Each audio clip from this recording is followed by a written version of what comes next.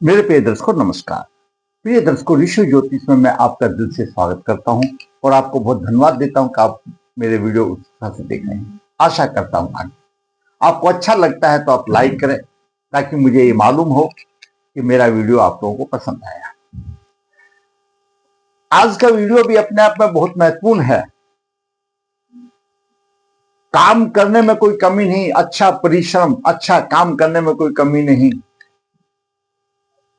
परंतु कुछ ऐसे योग होते हैं जो अमीर भी दरिद्र बन जाते हैं और धन के कोष खाली हो जाते हैं। वो विचार करेंगे। लगन कुंडली कोई भी लगन की हो, अगर लगन का स्वामी द्वितीय भाव में हो, द्वितीय भाव धन कुटुंब का है, बंधन का भी है, कुटुंब के साथ रहता है, उसको धन और कुटुंब का सहयोग मिलता है। साधारण तौर पर यही बताते हैं तो धन में आ गया, लग्नेश धन में आ गया। आमदनी भाव का स्वामी कोई भी लगन की कुंडली हो, आमदनी के भाव का स्वामी अगर द्वादश में भाव में चला जाएगा तो जितना कमाएगा सारा खर्च हो जाएगा, तो फिर यहां जाएगा कहां से। ये दसम भाव है, ये कर्म करने का भाव है। कर्म मैंने पहले भी बताया है, दसम भाव का संबंध कर्म का पराक्रम से है। पराक्रम होगा तो कर्म करेगा दसम भाव में, और दसम भाव जब कर्म करेगा तो आमदनी होगी। अब आमदनी यहां पहुंचेगी तो धन संग्रह होगा, लेकिन द्वादश भाव में ही चला जाएगा तो जितना कमाया उतना हो जाएगा। अगर एकादश भाव का स्वामी, आमदनी के भाव का स्वामी, इच्छा पूर्ति का स्वामी, कुछ भी बोलो, एकादश भाव तीर्थ काम का तीर्थ पद है। द्वादश भाव में जाने से आपकी लगन कुंडली कोई भी हो, छठा भाव रोग शत्रु ऋण का है, अगर इसका संबंध द्वादश भाव से हो जाए तो कोष खाली हो जाते हैं, रोगों पर खर्चा हो जाता है, शत्रु पर खर्चा हो जाते हैं और फिर धन संग्रह होता है। ये अशुभता की बात आ जाती है। चंद्रमा से द्वितीय, चंद्रमा से द्वादश राहु हो और द्वितीय भी राहु हो तो धन नहीं रुकता, धन के खाली हो जाते हैं। तो इन्हीं बातों को लेकर बात और करेंगे कि यहां पर भी आपका दशमेश जो कार्य कर रहा है उसको कहां से शक्ति मिल रही है।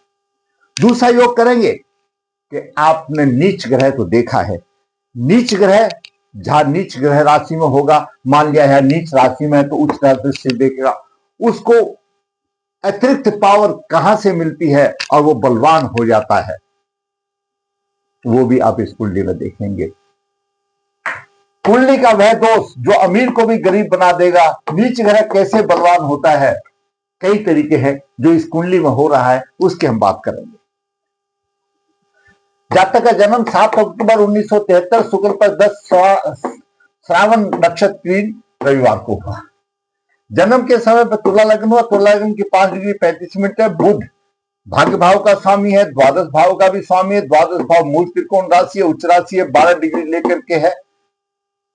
मानसिक परेशानी डालता है, क्योंकि द्वादश भाव रोग का भी भाव आ जाता है, परेशानी आती है। लग्नेश शुक्र द्वितीय भाव में है। बताया गया है कि द्वितीय भाव में लग्नेश हो तो उसको धन का अच्छा सुख मिल जाता है, कुटुंब का अच्छा सुख मिलता है। तृतीय भाव में राहु धनु राशि में 8 डिग्री 58 मिनट लेकर के। चतुर्थ भाव में गुरु नीच का है, नीच राशि में नीच का है, क्योंकि 8 डिग्री 54 मिनट पर है, 10 डिग्री तक नीच का रहता है, तो नीच राशि में गुरु है। अब चंद्रमा वहीं पर 19 डिग्री 2 मिनट लेकर के विराजमान है और चंद्रमा दसम भाव का स्वामी है। चंद्रमा स्वर्ण नक्षत्र में है, चंद्रमा स्वर्ण नक्षत्र में है। सप्तम भाव में मंगल रोचक योग बना रहा है, अपनी राशि में है। 9 भाव में शनि कारक ग्रह, शनि पंचम और चतुर्थ भाव का स्वामी भाग्य भाव में चला गया और केतु के साथ है। शनि की अच्छी स्थिति पर है। एकादश भाव का स्वामी सूर्य यहां पर द्वादश भाव में चला गया। ये सबसे अशुभता की बात आ गई। लग्नेश का नवास्पति, लग्नेश का नवास्पति का बहुत महत्वपूर्ण है दर्शकों। उसको वही से एनर्जी मिलेगी, उसी के आधार पर काम करेगा। लग्नेश शुक्र नवास में कहां चला गया? सिंह राशि में चला गया, और सिंह राशि का स्वामी सूर्य खर्चा करने वाला है, तो मतलब लग्नेश भी खर्चा करने वाला, दिल खोल करके, तो उसको वैसी ही प्रवृत्ति मिलेगी जैसा लग्नेश का नवासपति होगा लगन कुंडली में। तो यहां पर भी ये बात अधूरी है। वृष नवास में कोई ग्रह नहीं है, और पुष्कर नवास में गुरु आ गया।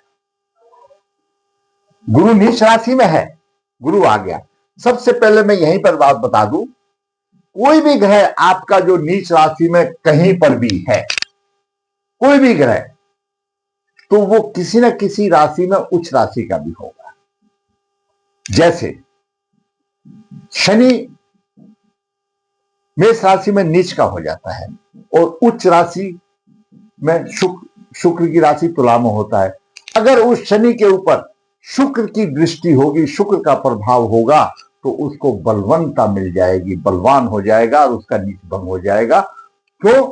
उस राशि दे। तो यहां पर चंद्रमा 7 में आ गया, गुरु उच्च राशि में कर्क राशि में होता है, कर्क राशि का स्वामी चंद्रमा है, गुरु के साथ हो गया, गुरु को और बलवंता मिल गई, और पुष्कर नवास में भी आ गया, नीच वीच सब भंग हो गए, और उच्च दृष्टि से दसम भाव को देख रहा है। चंद्रमा भी अपनी राशि को देख रहा है, दसम भाव एक्टिवेट हो गया,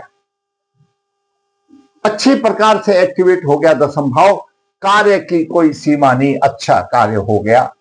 अब मैंने आपको एक चीज और बताया था कि दशमेश कौन से नक्षत्र में है। दशमेश आपका जिस नक्षत्र में है वो आपके व्यवसाय को जरूर प्रभावित करता है, उसमें कोई दो राय नहीं। यहां पर चंद्रमा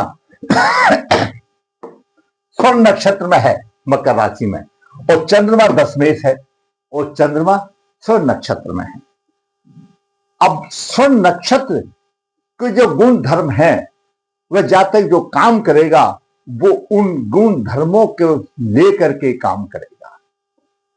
अभी स्वर्ण नक्षत्र के बारे में समझना पड़ेगा क्या है। स्वर्ण नक्षत्र के स्वामी स्वयं चंद्रदेव हैं।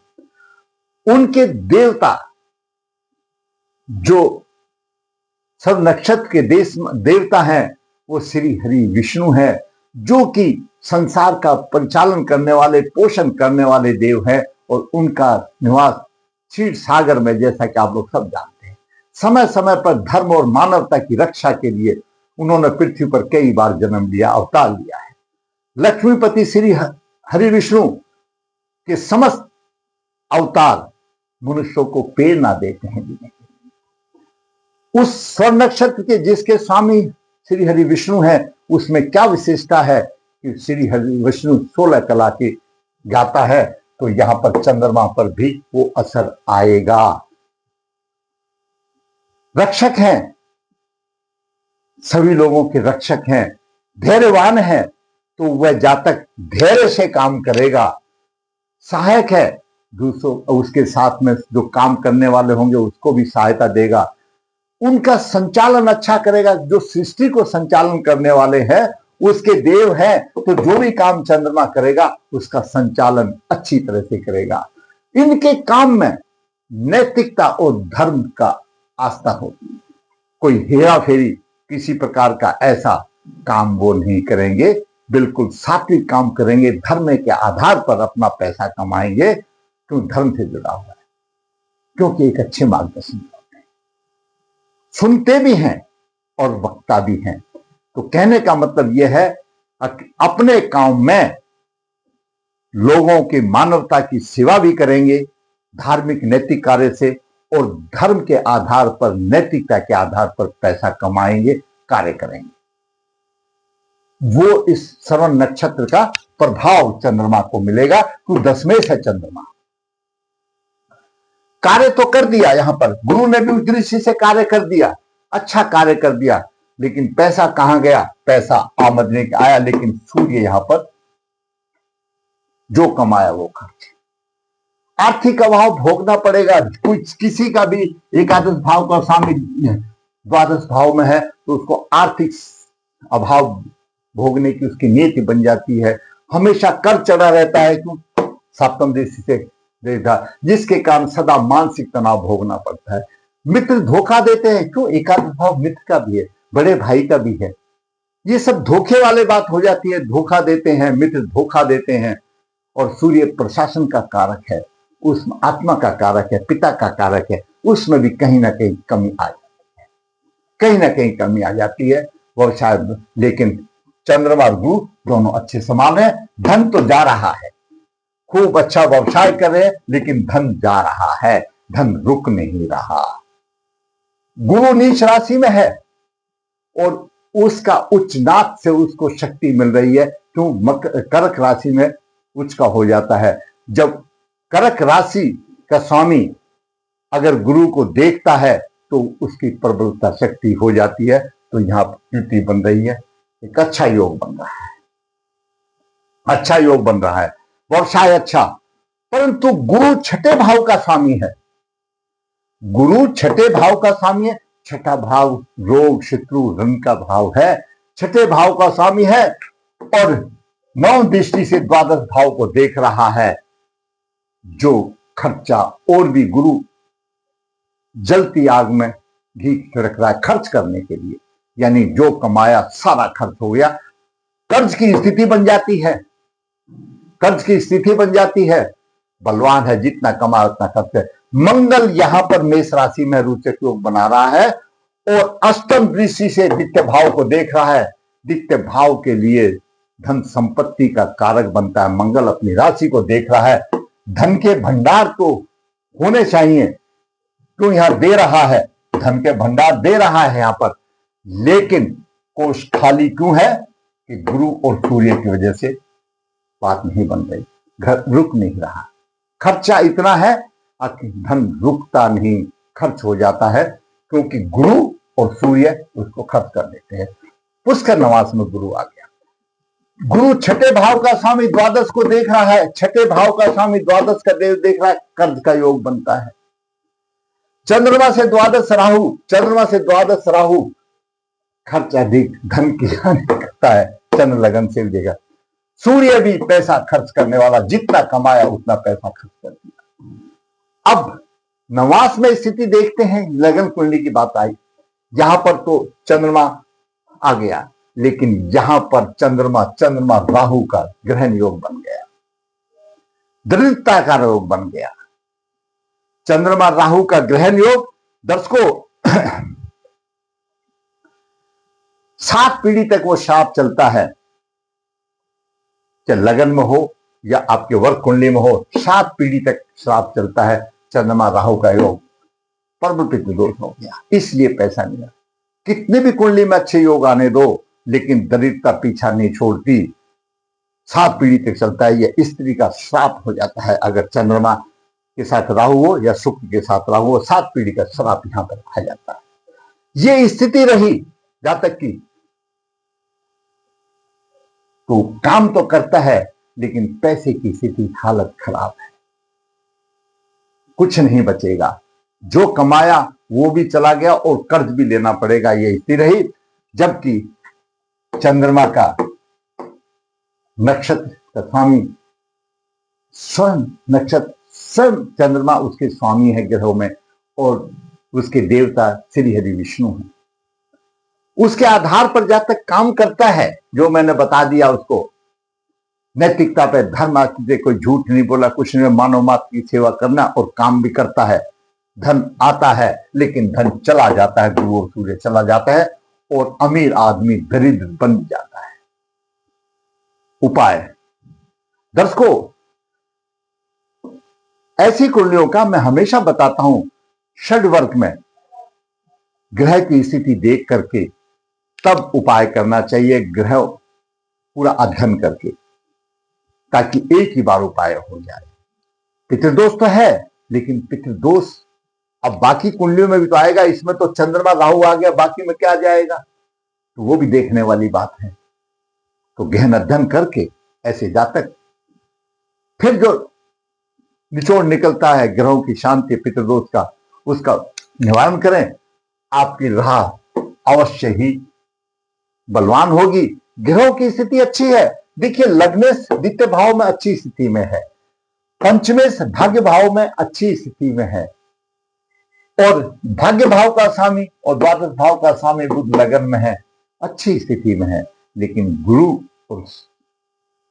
और सूर्य ने हालत खराब कर दी, अमीरी को दरिद्रता में बदल दिया। तो उपाय कीजिए और अपनी राह आसान कीजिए। अगर आपको मेरा वीडियो अच्छा लगा है तो लाइक कीजिए, शेयर कीजिए, ताकि आने वाले भी अपडेट आपको मिलती रहे। धन्यवाद।